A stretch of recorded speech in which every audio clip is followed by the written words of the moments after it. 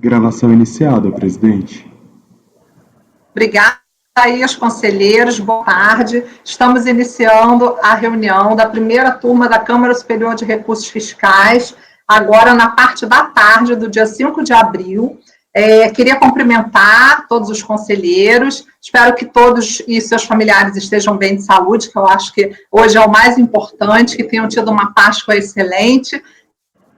Queria iniciar a sessão, antes de iniciar a sessão, dizer assim, o quanto que é pesaroso, né, a gente está nesse momento tão difícil, mas ao mesmo tempo a gente tem a esperança das vacinas, a gente tem a esperança de que tudo dê certo e que em breve a gente esteja juntos em Brasília, como sempre estivemos, né? Meus votos aí de saúde a todos e inicio a sessão, então, com essa mensagem de esperança a todos. Antes de mais nada, queria lembrar que nos debates, para a gente levantar as mãozinhas, eu anoto aqui todos que quiserem falar, tá? E vou fazer uma chamada para ver se estão me ouvindo e vendo bem, tá? Conselheira Edeli, boa tarde. Boa tarde a todos. Conselheira Lívia, boa tarde. Boa tarde, estou ouvindo bem. Conselheiro Fernando, boa tarde. Boa tarde a todos. Conselheiro Tozelli, boa tarde. Boa tarde, na escuta aqui. Conselheiro Matosinho, boa tarde. Boa tarde, presidente. Boa tarde, conselheiros. Conselheiro Alexandre, boa tarde. Boa tarde a todos também. Conselheiro Caio, boa tarde. Boa tarde a todos. E boa tarde para mim também, né? No caso, Andréia. Então, Isaías, o patrono do item 1 da pauta já se encontra para a gente poder chamá-lo? Doutor, ele não se encontra na sala. Não se encontra, e do item 12, se encontra? Também não. Estamos começando a sessão muito cedo, será? Bom, então vamos fazer o seguinte, em razão das ausências momentâneas ainda dos patronos, vamos passar então para o processo que não tem sustentação oral, que é o item 7 da pauta, que é um embargo de declaração de relatoria do conselheiro Caio, embargante, delegado de julgamento, interessado, VCB Transporte Limitado e Fazenda Nacional. Então, conselheiro, enquanto os patronos não chegam, pode começar, o senhor está com a palavra. Muito obrigado, presidente. Já está na pasta a minuta do voto, é VCB Transportes, eu estou aguardando o meu Word abrir para mim também. Bom, presidente, o que se trata aqui são embargos de declaração opostos pelo ilustre senhor delegado da Delegacia da Receita Federal do Brasil de Belo Horizonte, em face do Acórdão 9101005080, proferido por essa mesma primeira turma em sessão de 1º de setembro de 2020, que deu provimento ao recurso especial interposto pela contribuinte. Como se vê já da ementa, a matéria é a concomitância da multa isolada com a multa de ofício, e por força do artigo 19E, foi decidido, então, pela aplicação da súmula 105 ao caso, mesmo posterior a 2007, e também a observância do princípio da consunção. Bom, os embargos tratam de dúvida na interpretação do julgado aventado pela unidade local, após o encerramento do contencioso no CARF, em relação às multas isoladas que foram canceladas por esse julgado. A seguir, então, eu adoto um trecho do relatório do acordo embargado. Como visto no especial, foi acordado, né, como consta, apenas acordam por unanimidade de votos em conhecer parcialmente do especial, ele foi conhecido apenas quanto à concomitância, e por força do artigo 19E da 10522, dar provimento especial do contribuinte. Intimada, a Fazenda nada apresentou, contudo, o titular da delegacia entendeu que haveria, então, dúvida e obscuridade. O petitório da delegacia foi aceito e está sendo processado como embargo inominado. O relatório, presidente, eu vou passar o mérito com a Vênia. Reitere-se a tempestividade dos embargos inominados, no termo do despacho. Analisando o teor, temos que existe, abre aspas, literalmente, dúvida do senhor delegado, tratada ex officio, então, pelo despacho de admissibilidade como hipótese de obscuridade, e ela fica clara, essa dúvida, desculpe o trocadilho, nos seguintes termos dos embargos, né? Afirma o doutor delegado que restou muito claro que a decisão do colegiado foi no sentido de que essas duas multas não poderiam ser aplicadas concomitantemente, motivo pelo qual as multas isoladas deveriam ser canceladas. No momento da execução, o acórdão também não foi difícil de compreender que as multas isoladas do IRPJ de 2006/2007 e a multa isolada da CSLL/2007 deveriam ser canceladas, visto que para estes tributos e períodos de apuração também houve lançamento da multa de ofício. Diferente, porém, da situação da CSLL de 2006. Para este período, não houve o lançamento da CSLL, e quando eu acho que ele fala não houve o lançamento da CSLL, ele diz do principal e, consequentemente, multa de ofício. Ou seja, para o ano calendário 2006, relativamente à ACS, foram lançadas apenas multas isoladas. De forma objetiva, então, a pergunta é 2 pontos. As multas isoladas da CSLL do ano calendário de 2006 também deverão ser canceladas? Fecha aspas, então. Muito clara a indagação, minhas palavras. Expressamente consta da decisão registrada no acórdão embargado que a única matéria conhecida e sob julgamento era exatamente a ocorrência de concomitância entre multa de ofício isolada e, no início do voto vencedor, assim redigiu este conselheiro. 2 pontos. Com a devida vênia, ao discordar do entendimento adotado pela conselheira relatora, a doutora Andréa Dweck Simantobi, em seu fundamentado e robusto voto, no que tange ao mérito da contenda admitido para julgamento, referente à concomitância da aplicação da multa isolada com a multa de ofício, para as exigências apuradas no calendário 2007, como será a seguir aduzido. E, ao seu turno, os arestos, né, os acórdãos em geral, não devem ser interpretados em tiras, mas sim dentro de um contexto e do seu próprio texto, né, que lá consta, concatenado dentro da evolução lógica dos fundamentos que culminam na conclusão jurisdicional. Clara e literalmente, o voto vencedor apenas tratou de hipótese em que multas de ofício e multas isoladas se acumularam. Não há dúvida sobre isso. Além do mais, o tratamento em relação às multas isoladas concomitantes do ano calendário 2006 é aquela que prevaleceu no voto vencido, pois não houve divergência entre os conselheiros sobre essas penalidades desse ano. Porém, uma vez publicada a decisão, ou qualquer escrito, a sua interpretação está fora da soberania do redator, erigindo-se as mais variadas hermenêuticas dentro da mente do leitor que se propõe a analisá-las. Assim, este conselheiro reconhece que, se analisado isoladamente o dispositivo do voto vencedor, fora do contexto do resto da motivação e da delimitação da divergência registrada, pode nascer dúvida sobre o alcance do cancelamento das sanções.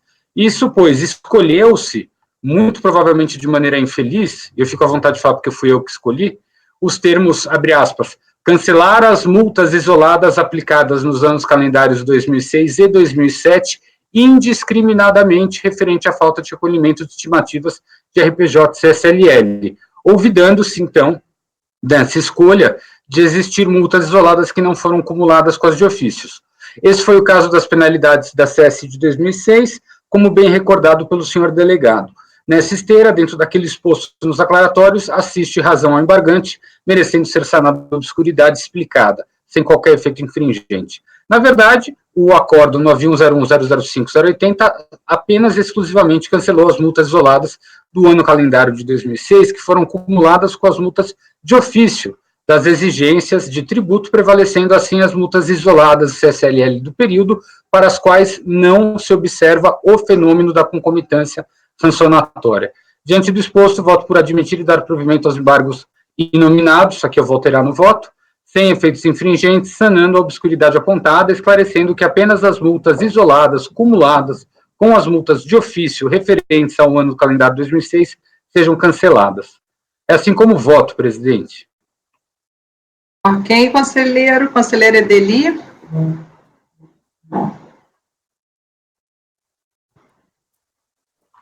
Estou esclarecendo, mais uma vez, embargar o voto dos embargos. A multa por falta de recolhimento de estimativa de CSL, ela está totalmente excluída nos termos do voto vencedor, porque ela não foi conhecida a matéria em relação a isso, né? Então, o voto o mérito é só... Aí, deixa eu ver. Aproveitando. Tem concomitância de IRPJ em 2006, que teria sido... Não foi... não teve aplicação de súmula. Tem IRPJ, isolada de IRPJ? Tem. Para 2006? Tem, eu acho que tem. Porque o voto... Deixa eu ver. Tá. O voto da Andréia, que ela ficou vencida em 2007.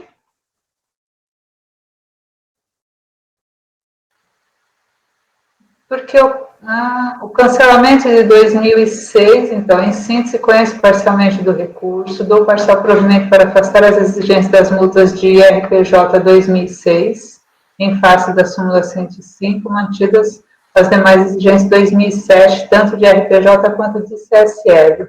Então, o voto vencedor desse acórdão embargado era só para cancelar IRPJ e CSL de 2007, por concomitância.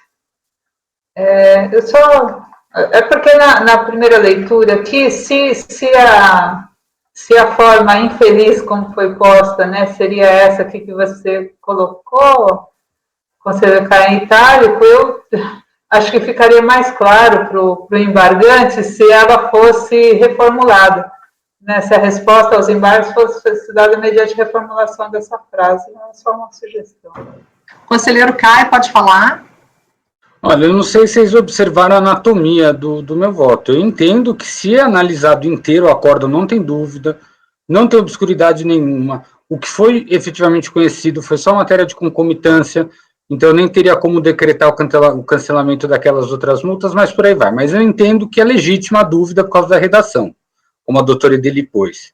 Então, a sua sugestão, Edeli, é isso que eu quero entender. O que você sugere que eu altere dentro do que eu votei agora? Porque com essa sua conclusão, eu tive que fazer toda essa construção para saber o que aconteceu com o IRPJ, né? Então,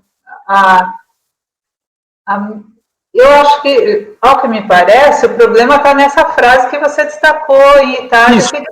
O indiscriminadamente, ele trabalha isso no voto dele, nos embargos nominados. Quando eu declaro ao final do voto cancelar as multas isoladas dos anos 6 e 7 indiscriminadamente. Aí ele fala, nossa, poxa, você está cancelando tudo indiscriminadamente, mas vocês não estavam falando de concomitância, então eu fico na dúvida se eu vou ter que cancelar também aquelas que não estão concomitantes. Entende? É isso que ele fala. Então, eu posso talvez pegar e fazer o quê? Por um parágrafo extra, o que vocês acham? Entre o final, diante do exposto, que eu reduzo só para dar provimento, e a anterior, que na verdade, eu ponho assim, onde lê-se, abre aspas, cancelar as multas tal, ponho uma redação infeliz, deverá ser lido cancelar as multas isoladas que foram aplicadas em concomitância com multas de ofício de RPJ e CSLL nos anos calendários de 2006 e 2007. Ponto. Eu vou passar a palavra para a conselheira Lívia, que ela pediu a palavra. Pode falar, conselheira. Eu acho que a sugestão da Edeli é um D para. Essa frase estava assim no acórdão. A frase passa a ser assim, sabe aquele... Então, essa isso, frase mas é exatamente o que eu sugeri. Tá. Mas eu acho que ainda... Eu pediria só um esclarecimento, porque, pelo que eu entendi, 2006 a gente aplicou súmula, então foi unânime, não foi nem objeto do seu voto, então o seu voto nem deveria falar de 2006. Quando você conclui aqui, referentes ao 2006 seja canceladas, eu acho que continua uma dúvida para mim. Na verdade, seu voto só tem que falar 2007, não tem que falar nada de 2006. Então, okay, nessa frase de para deixar isso claro, e não falar de 2006 na sua conclusão, porque seu voto não trata disso, não pode tratar disso, né? Só que aí foi isso que eu pensei. Quando eu redigi o voto vencedor lá atrás, o voto vencedor veio para mim, e mudou o fundamento. Então, eu quis pôr o resumo de tudo que estava sendo julgado lá. Não obstante eu já ter feito isso, se agora, quando eu for reformular, eu só falar de 2007, e a dúvida, o objeto do desembargo ser 2006, ele não vai falar, mas você não me respondeu. Eu perguntei Vou de 2006. passar a palavra para a Edeli, depois volta para a Lívia. Conselheira Edeli, por favor. Eu acho que todos nós entendemos o que aconteceu, mas eu faria esse fecho em itens. Multa isolada de CSL 2006. Não foi apreciada em sede de recurso especial, prevalecendo o entendimento do acórdão recorrido pela manutenção. Multa isolada de IRPJ 2006. Foi cancelada por concomitância nos termos do voto vencedor. Multa isolada de IRPJ 2007 foi cancelada no voto vencedor. Eu faria assim. Conselheira Lívia, a senhora quer falar? É exatamente nesses termos da EDI. Acho que você pode falar de 2006, mas sem concluir sobre 2006. Falar, 2006 não tratei no meu voto. Por quê? Porque já está... não foi objeto do meu voto, porque já estava no voto mantido. Meu voto só trata de 2007, 2007, a conclusão é essa. Isso vai ficar claro, eu acho, e a conclusão do seu voto só falar de 2006, 2007. Porque se a conclusão do seu voto falar de 2006, parece que a gente está jogando o mérito de 2006 no seu voto, que não é verdade, né? Mas eu já fiz todo esse esclarecimento no texto. O meu medo é que o embargo dele é de 2006. Se eu só falo 2007, eu acho que ele vai falar que eu não respondi a dúvida dele. Não, você fala, mas você fala assim, 2006, não tratei no meu voto. Você fala de 2006, mas não falando que você... eu já falei isso. Eu sei, mas no depara, a sugestão dele, ficaria mais claro, porque da forma como está aqui, você está falando está concluindo de 2006 no seu voto, sendo que quem analisa todo o contexto vai falar, mas o voto dele nem deveria tratar de 2006 nem ao mérito do voto dele. Nem foi conhecido.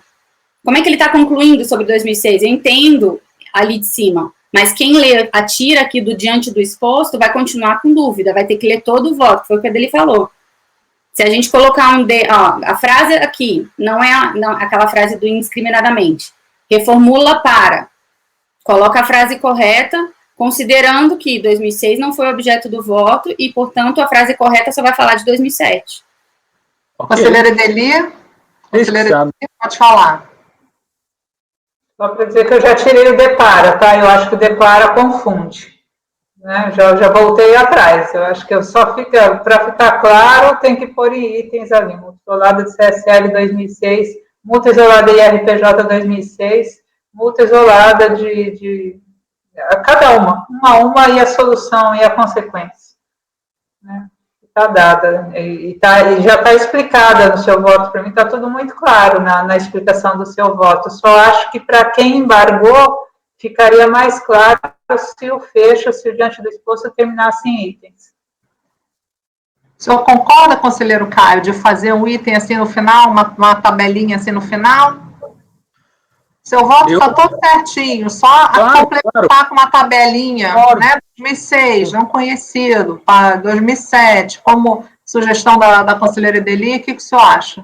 Não, eu acho que, claro, vou fazer sim, em tabela eu vou pôr como eu disse, entre o último, que vai ficar mais objetivo, vai dar provimento, né? Entre o último e o penúltimo eu ponho. Em resumo, então, a matéria julgada foi a seguinte, 2 pontos, traço. Multas de 2006, CSLL, abre parênteses, que não foram objetos de concomitância. Traço, não foram objetos do voto vencedor. Multas de RPJ, concomitantes, tal. É isso, ele está de acordo? Então, por favor, me ajuda. Ele quer saber como... Não, ele não quer esclarecimento do seu voto, ele quer saber como o colegiado decidiu. Não, eu teria assim, então, por 2006, não foi conhecido, porque não há concomitância. Mas você falou, não foi objeto do voto vencedor, só essa locução para ele não é suficiente. Também acho que é complicado, não, eu estava seguindo a outra sugestão, mas é ótimo, eu vou nesse sentido, então. Tá? Ok, vamos votar, então, conselheiro Edeli como voto. Doutor Fernando pediu a palavra, pois não, doutor Fernando.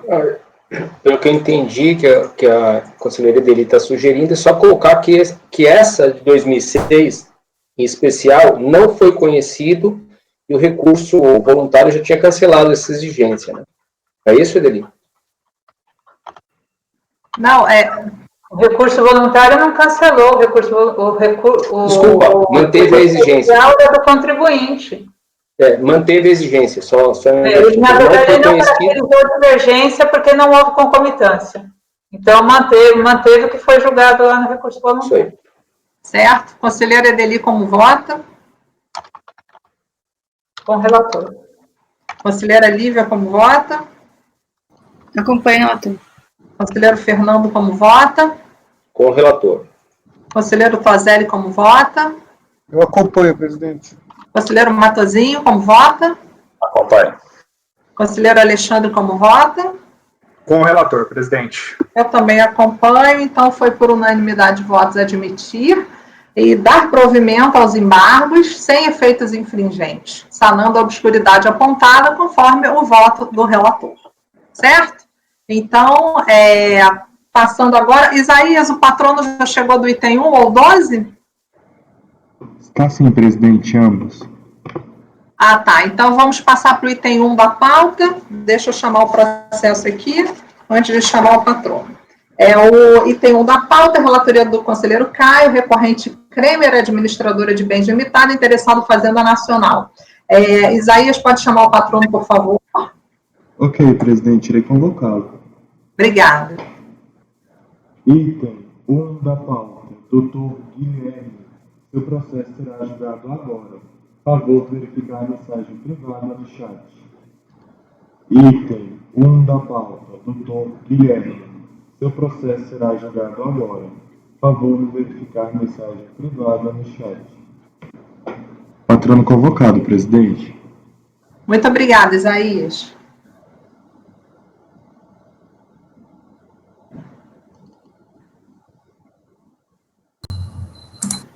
Doutor Guilherme, boa tarde, seja bem-vindo à nossa turma. E vou pedir para o senhor deixar o microfone desligado, por favor, para o relator iniciar, então, o seu relatório, ok? Doutor Caio, o senhor está com a palavra, por favor. Pois não, posso fazer uma única pergunta? Nós havíamos encaminhado, no decorrer da semana passada, 2 indagações ao CARF, dado que o valor envolvido aqui nesse caso me pareceu ser superior àquele da portaria. Eu, de qualquer forma, estou absolutamente à disposição para que o julgamento ocorra, mas por cautela e por lealdade eu informo aos senhores, os senhores verifiquem, por gentileza. Eu fecho aqui o microfone agora, com licença. Tá. A gente só deixando claro que o valor original é o valor dos tributos e a multa de ofício ela não entra, tá? Então, só deixando isso claro. Ok, doutor. Conselheiro, quando quiser, o senhor está com a palavra. Obrigado, presidente. Passando ao relatório, trata-se de recurso especial interposto pela contribuinte em face do acórdão 1401, final 832, proferido pela primeira ordinária da 4ª Câmara da primeira sessão, em 15 de agosto de 2018, que negou o provimento ao voluntário do contribuinte. Eu transcrevo a ementa e resumo que a contenda tem como objeto as ações de RPJ e CSLL, acompanhadas de multa de ofício, referente a ganho de capital apurado na alienação de bens imóveis, tributados, então, pela contribuinte como receita operacional dentro dos coeficientes do lucro presumido. Melhor esclarecendo, a contribuinte é uma empresa que foi constituída no ano de 2010 pelas suas sócias, Kremer S.A. e Plásticos Kremer, recebendo em conferência de bens mais de 4 dezenas de imóveis, incluindo terrenos e edificações, que faziam até então parte dos seus ativos imobilizados, sendo inicialmente registrados, igualmente, nessa nova companhia, como ativos imobilizados. De acordo com a fiscalização e documentos colhidos, a partir de setembro do ano calendário de 2012, a contribuinte, com a anuência de sua controladora, iniciou a negociação de vendas de imóveis com 3 compradores diferentes, celebrando o memorando de entendimentos e compromisso de venda e compra com esses adquirentes.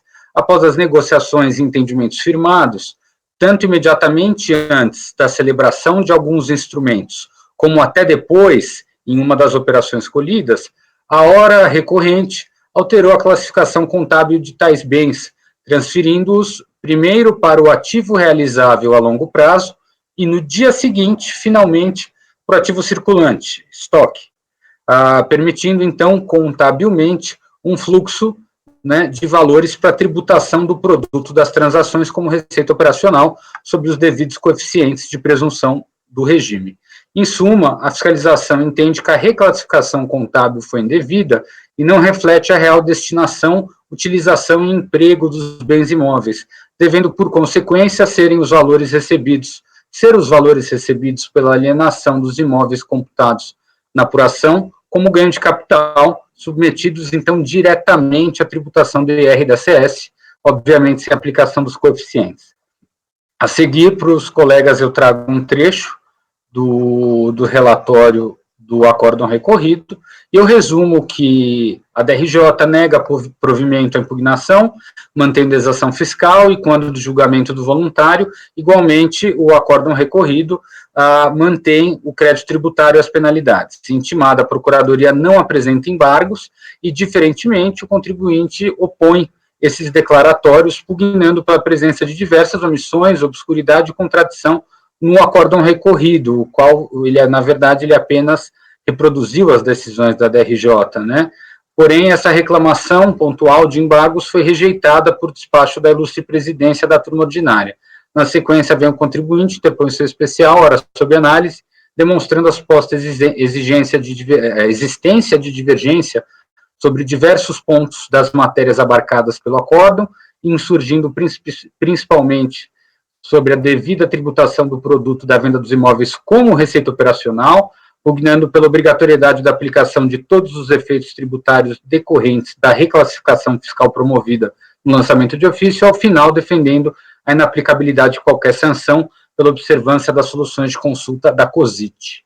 Processado, o especial foi parcialmente admitido, apenas em relação aos temas 1, da reclassificação de imóveis não integrantes, reclassificação dos imóveis integrantes do ativo não circulante para ativo circulante e da tributação da receita como operacional. E 2, da obrigatoriedade da aplicação de todos os efeitos tributários decorrentes da reclassificação. Cientificada, a PGFN apresentou suas contrarrazões, as quais não questionam e tampouco requer o não conhecimento do apelo e defendem apenas no mérito a manutenção do recorrido. Em seguida, o processo foi distribuído. Presidente, é como eu relato. Ok. Doutor, eu conferi o valor, tá? O valor é 23.196.66675. Ele entra o principal apenas, IRPJ, CSLL, não entra multa nem juros. Por isso que o senhor deve ter sentido essa diferença. Não, claro. Vou marcar aqui o seu tempo, se eu fica à vontade. Pois não. Bom, primeiramente, boa tarde. Todos estão me ouvindo bem? Então, enfim, uma satisfação retornar ao CAF depois de tanto tempo, né? Desculpe até sair um pouco do protocolo e endereçar aí os votos de saúde para todos. Bom, o relator foi muito preciso. Basicamente, essa discussão, me parece que é muito importante eu deixar assentado aqui alguns fatos incontroversos no TVF. Nós temos aqui uma sociedade de atuação no ramo imobiliário e há uma discussão aqui nos autos quanto à reclassificação de determinados bens que, desde a constituição dessa sociedade, elas se encontravam, né, contabilizadas como propriedades no ativo não circulante, porque, a despeito de estarem destinadas à venda desde o momento em que a sociedade foi constituída, elas estavam alugadas. E esse ponto me parece relevante, primeiro, por dois motivos, né? O TVF,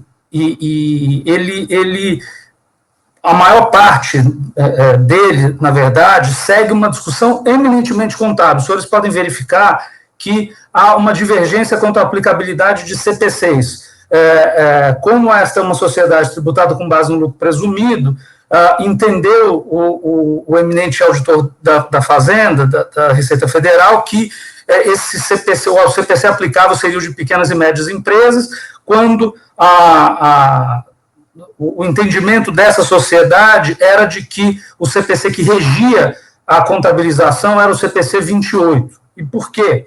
Basicamente porque a origem dessa sociedade é uma sociedade imobiliária, né? Ela decorreu do aporte de uma série de bens que existiam, de uma série de ativos e de imóveis que existiam na sociedade aberta controladora, e como toda controlada, esta controlada deve se sujeitar ao CPC de número 28. Então, essa foi uma controvérsia que existiu muito na primeira parte, na impugnação, onde nós dedicamos um tempo considerável para rebater, e para também assentar o fato de que não se discute em nenhum momento nesses autos qualquer hipótese de simulação ou de abuso.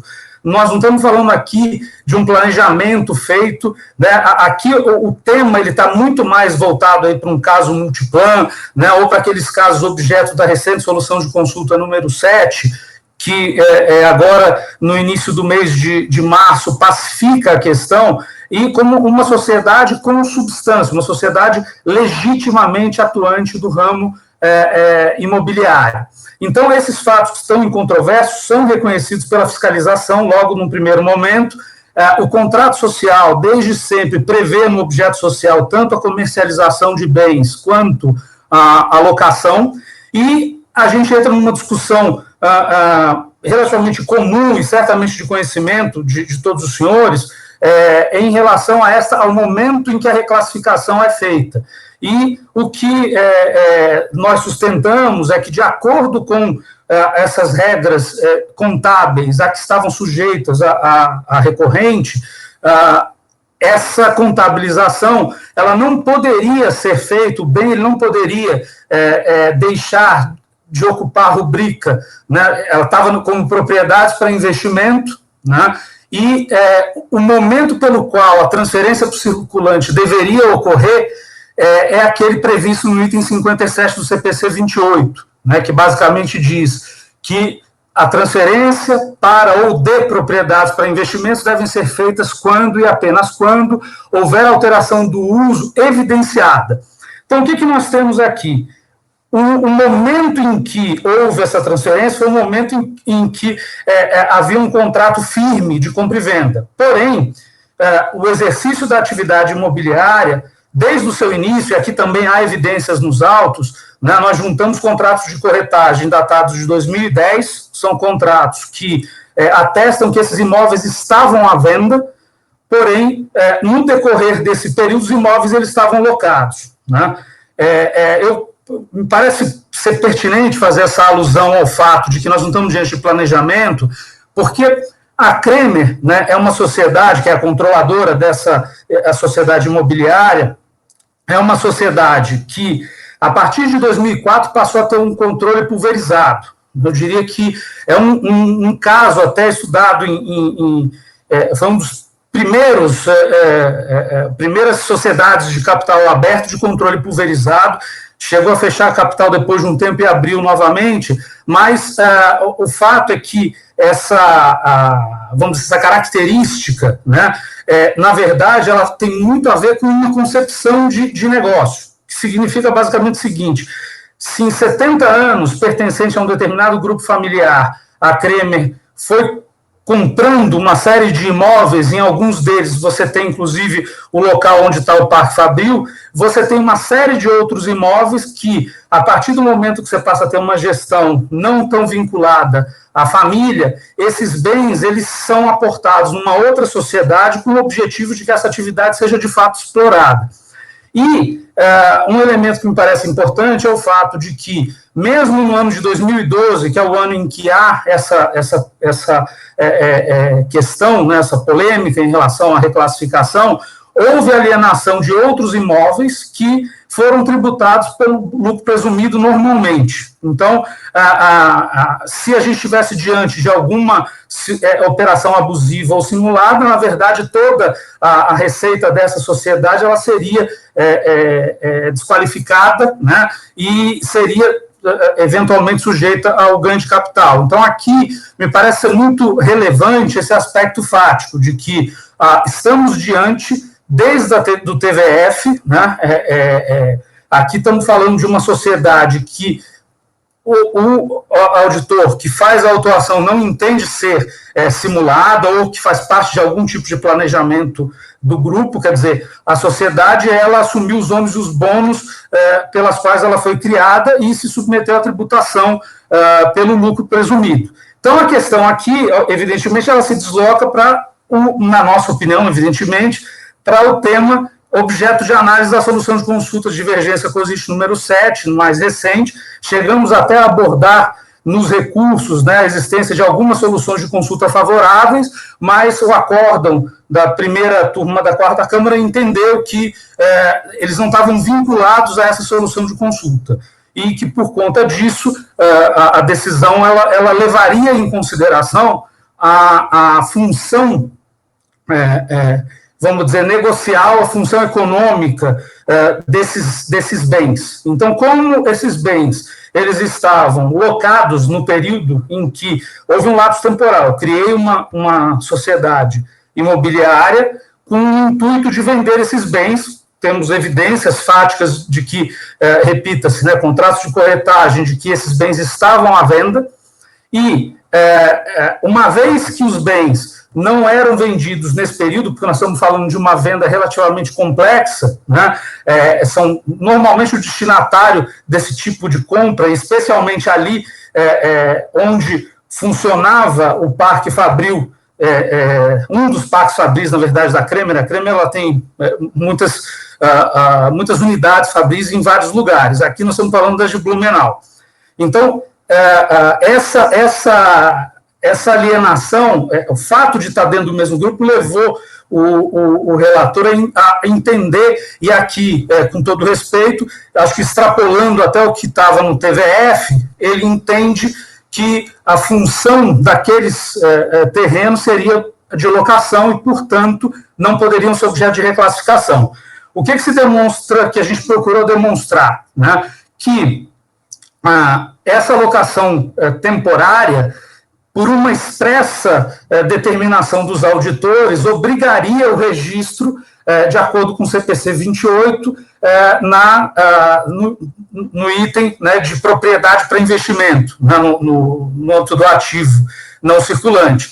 E apenas no momento em que houve, de fato, uma evidência concreta de que esta venda se consumaria, que essa reclassificação ocorreu. Então, isso se deu apenas no momento em que houve a celebração aí do contrato de compra e venda. Basicamente, eu diria em síntese, isso, não quero ocupar mais o tempo, porque me parece que essa é uma questão que ela está clara nos autos. O pedido subsidiário que nós fazemos e que também foi acolhido, o prefeito foi admitido, né, para essa egrégia turma analisar, se refere apenas aos efeitos. Se há uma reclassificação, então, o recolhimento feito a título de PIS e de COFINS, eles deveriam ser considerados da exigência total. Esse é um pedido subsidiário, caso nós não logremos êxito em relação à discussão principal, né? E, por fim, houve também recolhimento de ITBI no momento de criação dessa sociedade lá atrás. Então, eu agradeço mais uma vez aí a possibilidade de endereçar essa sustentação para os senhores e, enfim, fico à disposição para qualquer esclarecimento de fato. Muito obrigado. Obrigada, doutor. Doutor Caio, por favor, o senhor está com a palavra. Muito obrigado, presidente. Cumprimento o patrono e tranquilizo que a solução de consulta 7 de 2021, publicada há 31 dias, foi analisada no caso do senhor, ok? Então, em relação à admissibilidade, reitera-se a tempestividade do especial da contribuinte, conforme atestado anteriormente no despacho. Considerando a data da sua interposição, ele se processa pelo artigo 67 do anexo 2 do RICARF vigente. Os temas previamente admitidos são: 1. Da reclassificação de imóvel integrante de ativo não circulante para o ativo circulante e da tributação da receita oriunda da alienação de imóvel pelo regime do lucro presumido, nos percentuais, vou me furtar a leitura. E 2, obrigatoriedade da aplicação de todos os efeitos tributários decorrentes da reclassificação fiscal. Conforme relatado, a Fazenda não questiona especificamente o conhecimento do apelo da contribuinte. Contudo, o conjunto fático colhido pela fiscalização nessa demanda sobre a qual debruçam-se as defesas e as decisões prolatadas, inclusive e principalmente o acórdão recorrido, entende-se, então, ser cabível uma análise mais aprofundada da admissão recursal. Em relação ao conhecimento do primeiro tema, do tema 1, que é a reclassificação do imóvel como de ativo não circulante para circulante, se observa no TVF, que lastreia a exigência tributária, que justifica o presente processo, que as 3 alienações de imóveis praticadas, antes integralizados pelas sócias, né, da recorrente, pessoas jurídicas do mesmo grupo econômico, se referiam a bens registrados inicial historicamente no imobilizado. De acordo com aquilo registrado e comprovado pela fiscalização, em relação à alienação procedida para a compradora CSHG, foi firmado o memorando de entendimentos MOU em 01/10/12, com cláusula de irretratabilidade e irrevogabilidade do negócio de venda acordado, sendo que os imóveis acabaram sendo transferidos do imobilizado para o realizável a longo prazo em 31/10, 30 dias depois da assinatura do MOU, e no dia seguinte, 1º/11, também de 2012, aí foi para o circulante, de folha 3744. Em relação à alienação procedida para a compradora Hedrons,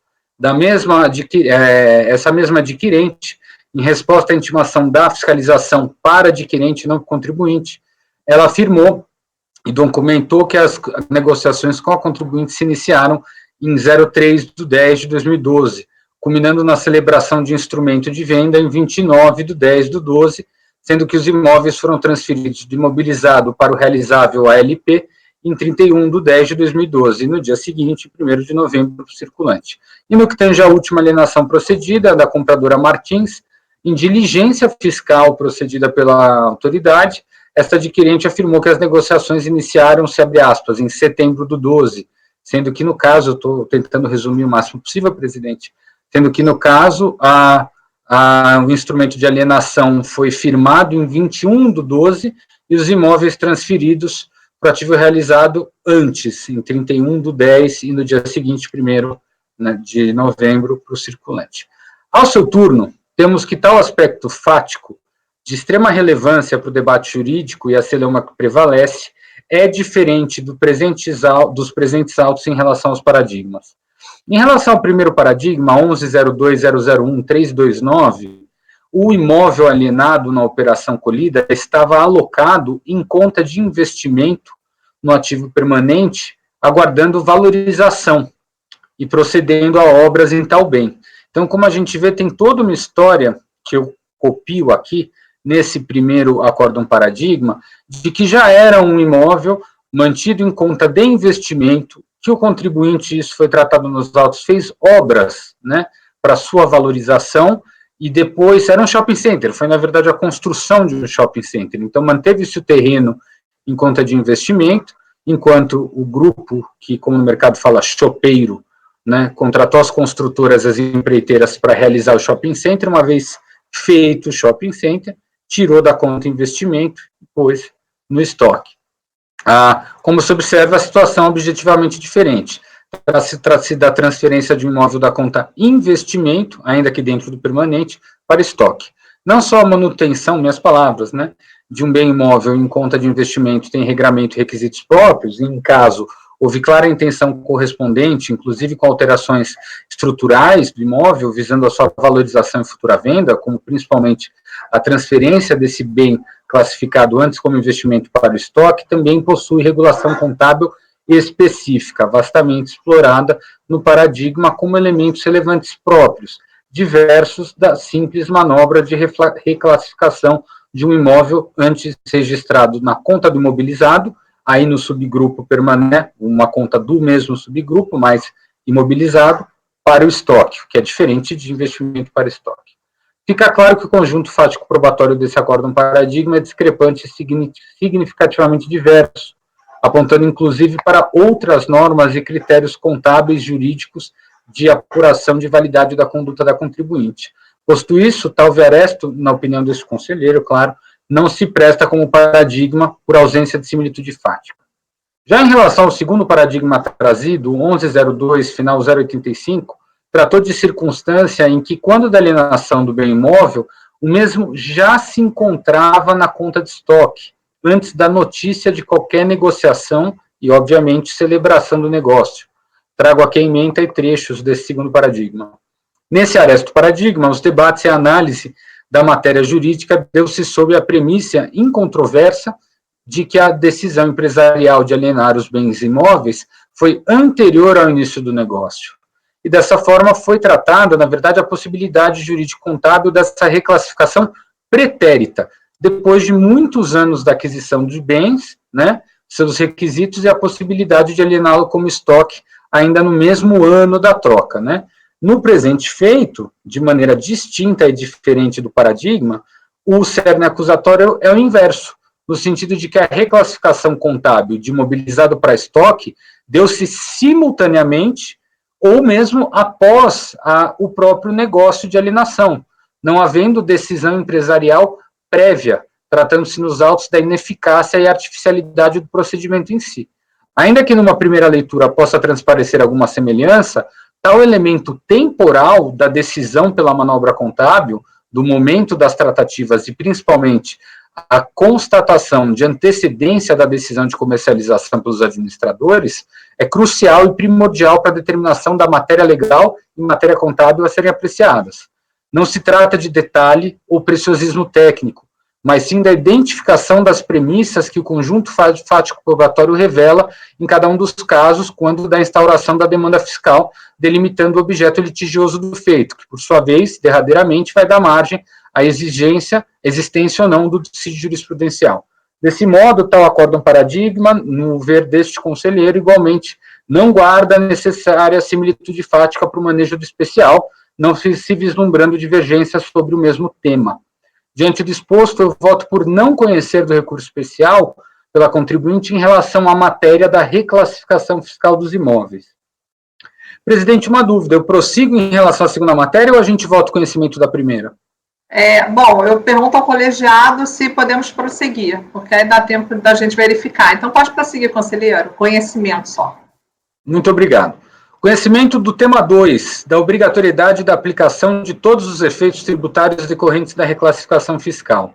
No acórdão recorrido, entendeu-se que, mesmo prevalecendo a infração que exige crédito tributário referente a ganho de capital percebido nas alienações percebidas, ao invés de receita bruta operacional, antes tributada espontaneamente sob os coeficientes de presunção do lucro, denotando o procedimento de requalificação de fatos tributários, não seria devido o ajuste das bases de cálculo com desconto dos valores já recolhidos, não só de IRCS, mas também de contribuição ao PIS e COFINS, naquela outra dinâmica de tributação. Confira-se aqui, então, as alegações.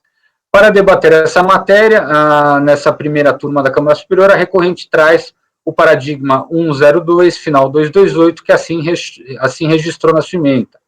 E como segundo paradigma, o acórdão 107, final 587, que eu trago também a ementa. A amplitude, minhas palavras, a amplitude da matéria, que não se refere a nenhum tributo ou transação específica, e a clareza das ementas acima colacionadas, denotam a certa similitude fática na questão da possibilidade de tal ajuste, compensação, né, de tributos recolhidos, e a notória presença de divergência com o entendimento estampado no acórdão recorrido.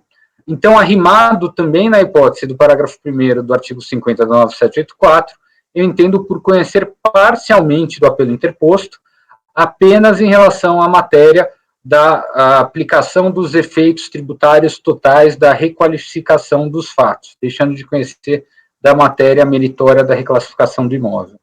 É como eu voto a admissão, presidente. Ok. Conselheira Edeli já está preparado para analisar? Ok. Vamos aguardar.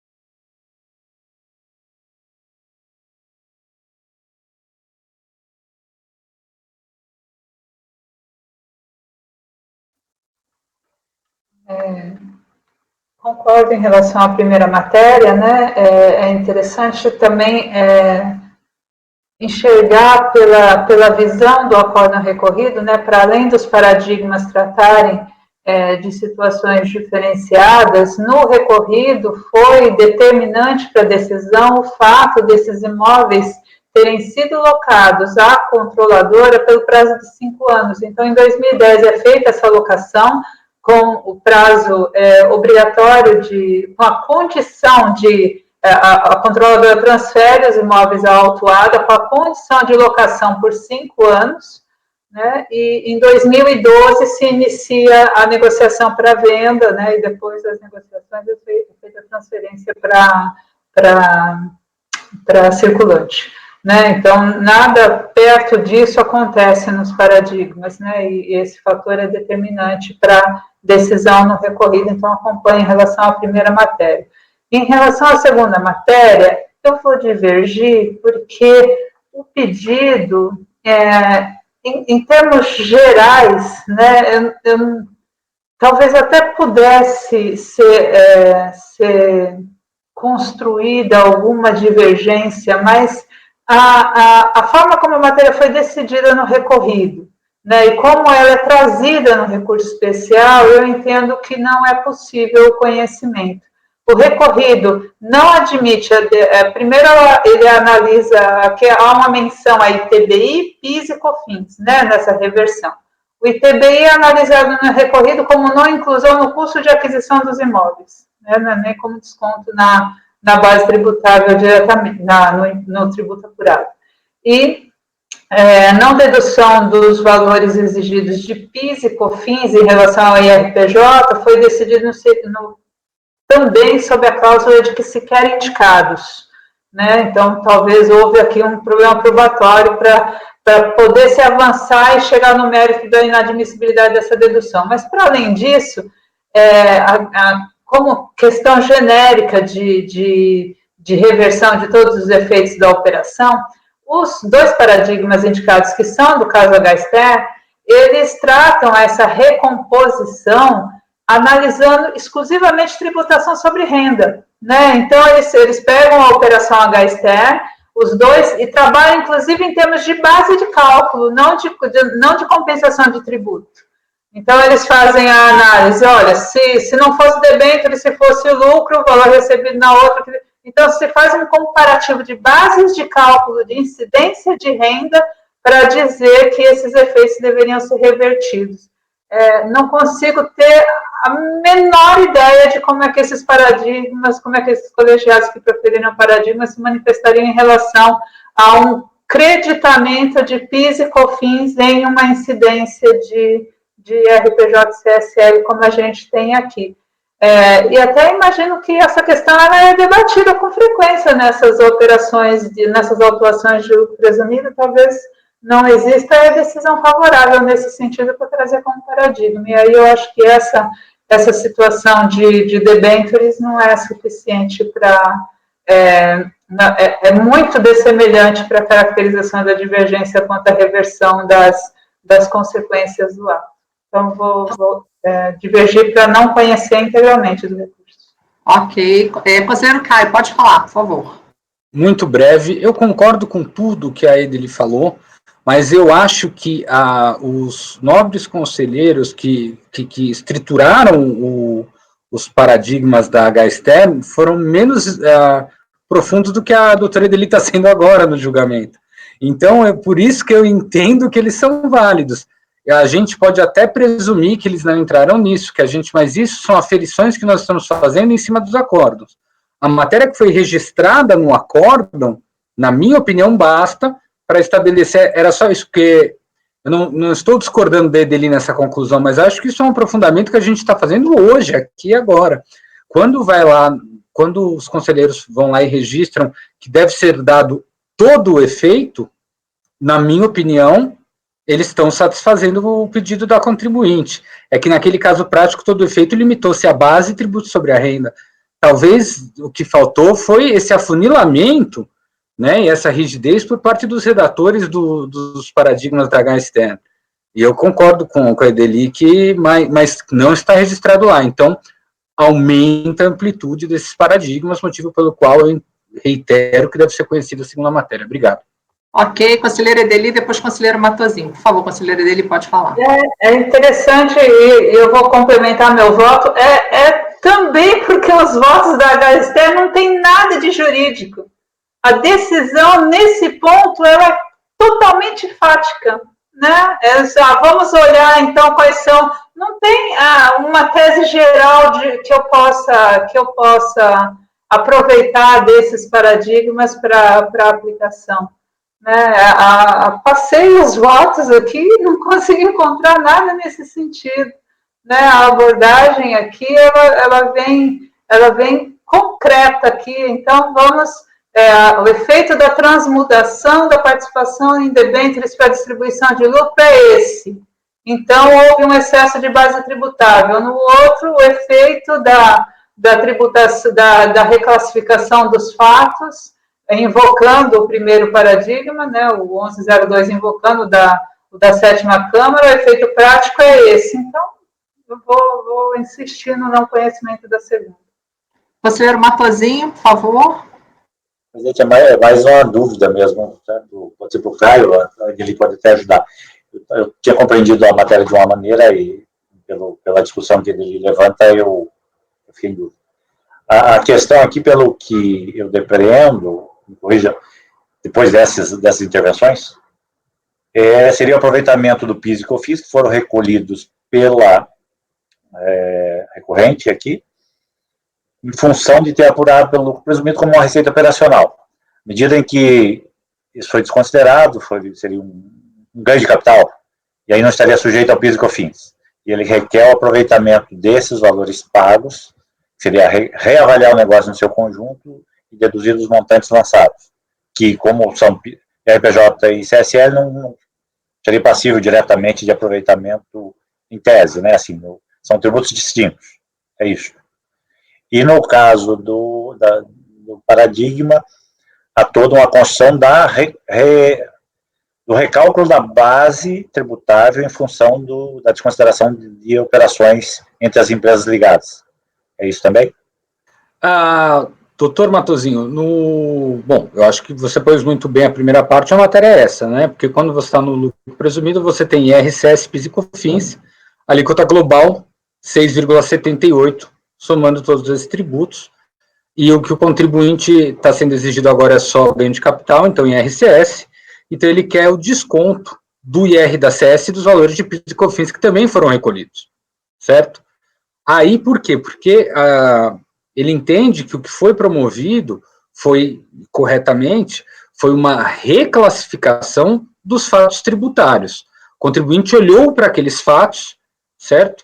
E ele entendeu que ali eu estava diante de receita bruta, e diante de receita bruta operacional, eu aplico a norma X de tributação, que é coeficiente de presunção. Vai a fiscalização, ela requalifica os mesmos fatos, porque ela olha para o mesmo fato e fala, não, você teve aqui uma alienação de patrimônio, então o que você vai ter é o evento ganho de capital e não receita operacional. Vou requalificar e te tributar. Então, se está requalificando, também deve requalificar os efeitos se está requalificando, vamos por assim, a postura negocial e dando o seu efeito, no caso, cobrando do contribuinte, também deveria dar o efeito para tudo que foi feito. Recolhimento. Então, resumindo, já faria a compensação antes da cobrança, porque o recorrido fala que não, o que acontece é que esses PIS e COFINS viraram pagamentos indevidos, contribuinte que busque, pelo meio, em bom português, o contribuinte faça uma decomp disso. Mas ele não era, mas ele só se tornou recolhimento indevido porque o auto de infração foi lavrado. Entende? Então, quem requalificou, quem transformou, é só na realidade jurídica do auditor que é necessário uma decomp. Na do contribuinte e do mundo inteiro, até o momento da fiscalização, era desnecessário. E os julgados da HST, no meu ver, aí dele fala que é zero jurídico. Eu acho que não é zero, mas parece que é tão amplo que o que decidiu, eles foram isso, que sim, tem que requalificar tudo. E já foi direto para o fato. Então, eu entendo que no da HST, ele abrange de forma de guarda-chuva o pedido da contribuinte da compensação do PIS e da COFINS. Espero ter sido claro e não tão prolixo. Obrigado. Ok. Conselheira dele, então, não conhecido. É isso? Recurso não conhecido no seu voto, né? Eu só estava dando uma passadinha aqui nos embargos, né, que eu não tinha olhado a resposta aos embargos, e só quero enfatizar também a questão do que pode ser talvez um fundamento autônomo de decisão no recorrido, que é o sequer indicados, né, que foi apontado pela DRJ, e o acórdão recorrido, o voto do recorrido toma a decisão da DRJ com fundamentos. Então, me parece, por essa afirmação, que não haveria prova desses recolhimentos de PIS/COFINS também, né? Então, aparentemente, essa questão não foi suscitada em embargos, né? Não estou vendo ela aqui entre as colocadas. Mas, independente disso, né, esse aspecto, para mim, é subsidiário. A questão é que realmente não vejo compensação de tributos de espécies diferentes, né, IRPJ, CSL com PIS/COFINS contra um acórdão que admite a recomposição da tributação da renda do grupo, né, eu acho que, para mim, é uma extrapolação que eu não consigo fazer. E só, assim, o conselheiro Caio, sempre muito conhecedor das matérias, né, só recordando, o recurso especial, ele é sumário. É sumário, apenas a indicação da divergência, então a gente sabe que é isso que se pretende com o recurso. Mas, caso queiram ver, na página 1296, né, a argumentação para essa divergência, né, não tem nem argumentação de mérito, é só para caracterização da divergência, ela é bem sumária. Então, eu li o recurso especial, li o acórdão recorrido, li os paradigmas, agora complementei com os embargos e continuo entendendo que essa divergência não está caracterizada. Perfeito, conselheira Ideli. Conselheira Lívia, como vota? Para a primeira matéria, acho que eu concordo com o relator, o racional do recorrido é muito específico. Ele considera que desde dezembro de 2010, mesmo diante da realidade de ter firmado o contrato de corretagem para prospectar negócio de venda, ela classificou os bens no ativo mobilizado. Então, assim, o racional é muito específico aqui de que a empresa não quis reclassificar, mesmo com a intenção de venda, porque aquilo sempre foi imobilizado. Então, agora, inclusive teria depreciado eventualmente esse bem como permanente e tudo mais. Então, como agora, só para fins de venda, ter a reclassificação para estoque, né? Então, o racional do recorrido é bem específico, está bem pautado nisso, que não coincide com os paradigmas mesmo. O primeiro, a questão de investimento. E o segundo, eu fiquei com um pouco de dúvida, mas diante desse racional do recorrido aqui, eu considero que não dá mesmo para conhecer aquele paradigma, não conversa com o caso aqui. Da segunda questão, eu acho que os paradigmas, como eu também acompanho o relator, os paradigmas estão amplos o bastante para caracterizar que diante de uma reclassificação da autoridade, que se reclassifique tudo. Ali o tudo era IR e aqui o tudo envolve PIS/COFINS também. Mas acho que eu consigo ver uma aplicação do racional sim, então eu acompanho o relator integralmente. Ok. Conselheiro Fernando, como vota? Presidente, primeiro, parabenizar o voto do conselheiro Caio, né, como sempre, o relatório, o voto perfeito que facilita aqui a nossa discussão. Mas eu também vou votar com a divergência, pedir vênia para o conselheiro relator. Em relação ao primeiro ponto, perfeito, acho que as situações são bem distintas, as situações fáticas. E no segundo ponto, de cara, assim, que já me chamou a atenção, o problema do PIS e da COFINS, né? Esse para mim, que é um problema maior, porque quando a gente quer deduzir, né? Não vou nem chamar de compensação, vou chamar de dedução, de RPJ com RPJ, CSLL com CSLL, ou como a gente faz no Simples, né, que a gente decompõe em todos os tributos e acaba fazendo a compensação tributo a tributo. Né. Nesse caso aqui ficaria muito complexo. Com o que eu usaria a questão do PIS da COFINS e RPJ, né? Me parece aí que a gente avança um pouquinho, né? Realmente a situação é complexa, principalmente para o contribuinte, né? Mas, por se isso se dá lá perto do prazo decadencial, ele fica com um problema maior, até que a gente deveria, numa situação dessa, analisar se ele pedisse por meio de PERDECOMP isso, mas a questão aqui é que a gente precisa avançar no conhecimento, né? E o caso concreto, o caso da H-Sterner, que era o paradigma ali, ele, de fato, ele não tem nenhuma questão dessa de dedução de tributos distintos, né? Ele não manda eu pegar o valor de COFINS ou de PIS e utilizar na dedução do IRPJ da CSLL, por isso eu creio que ele não sirva como paradigma e vou acompanhar a divergência para não conhecimento do recurso. Ok, conselheiro Toselli, como vota? Presidente, o critério aqui para conhecimento de divergência jurisprudencial é mais prático, né? No sentido de, será que o colegiado do paradigma reformaria diante dessa situação fática? E realmente os primeiros dois paradigmas no tópico da tributação do ganho ou receita operacional, o primeiro era um terreno onde foi construído o shopping, depois vendido. Então, essa peculiaridade, ao meu ver, não possui similitude fática com esse caso, que todo esse imobilizado era da mãe, que integralizou na imobiliária, viveu 2 anos de aluguel, vendeu e, concomitantemente à venda, fez a reclassificação contábil. No primeiro leitura do segundo paradigma, dá até para uma leitura menos atenta, daria para criar a convicção de que o colegiado de lá reformaria. Mas aqui, lendo as razões de decidir, comparando, aqui era uma empresa que, 16 anos depois desses imóveis alugados, vendeu, né? E, antes da venda, alterou o objeto social e as negociações aqui ocorreram depois.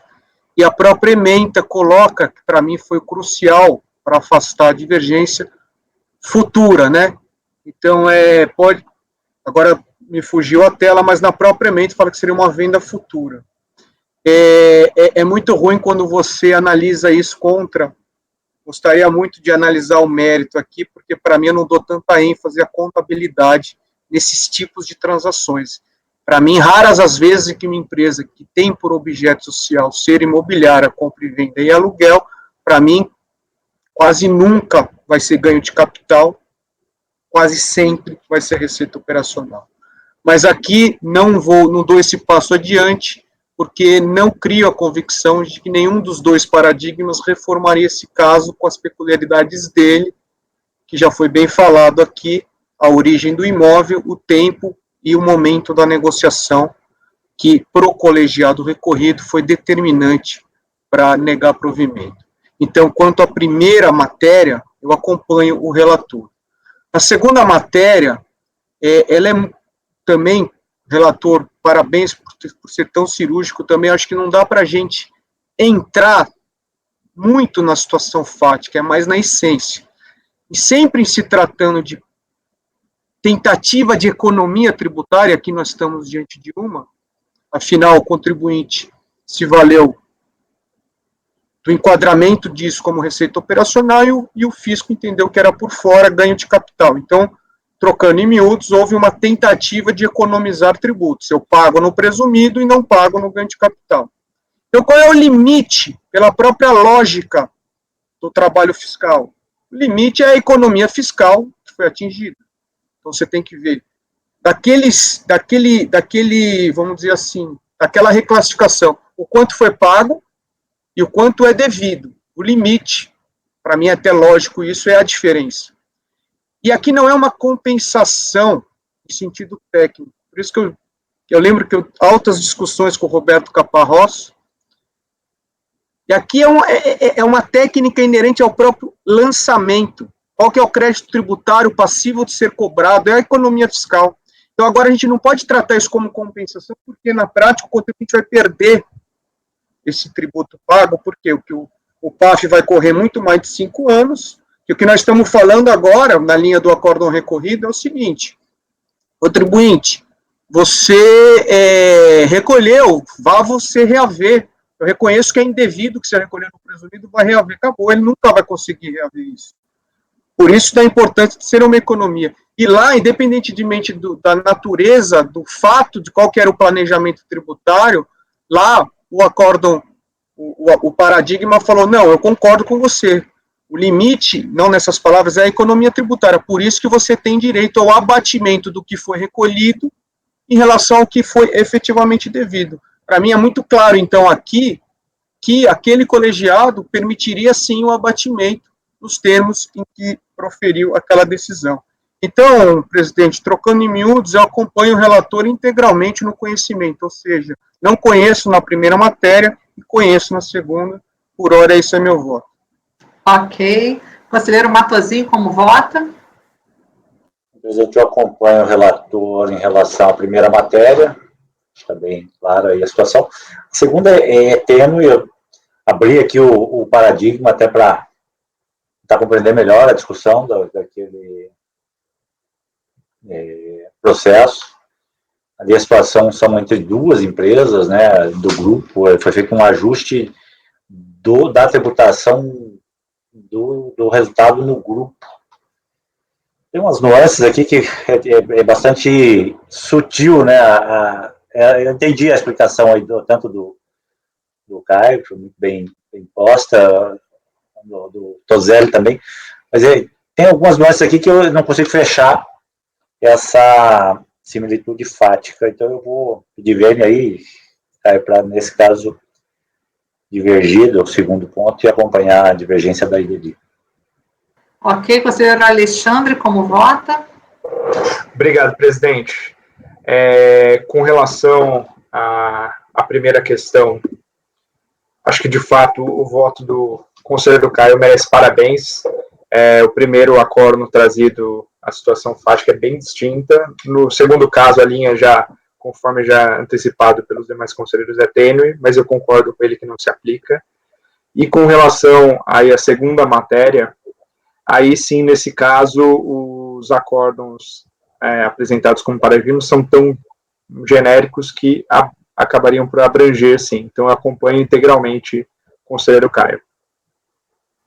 Bom, eu vou acompanhar a divergência, acompanho o relator com relação à matéria que ele conheceu, que ele não conheceu, desculpa, e acompanho a divergência da doutora Edeli com relação à segunda matéria, em relação aos paradigmas da H externa, então eu nego conhecimento ao recurso também. Então, ficamos com negado conhecimento por qualidade, é isso? Certo? Então, doutor, o senhor quer falar, conselheiro Caio? Isso, eu não estava achando a mãozinha no novo layout do JITSE. Aí eu usei a mão que Deus me deu aqui, mas... presidente, eu acho interessante segregar, porque foram votações, né? Então, em relação à obrigatoriedade da aplicação de todos os efeitos tributários decorrentes da ação fiscal, foi por qualidade, né? Isso. E com relação à primeira matéria, foi por unanimidade. Perfeito. Ok? E vamos nomear o voto vencedor do conhecimento, conselheira Edeli, pode ser? Então, tá jóia. Alguém quer fazer declaração de voto? Então, é isso, doutora. Agradeço. Dever para mim também. Deixa eu saber. Dever para Edeli. Tá, dever Edeli. Ok. Ok. Doutora, agradeço a sua participação e até uma próxima. Tudo de bom. Saúde.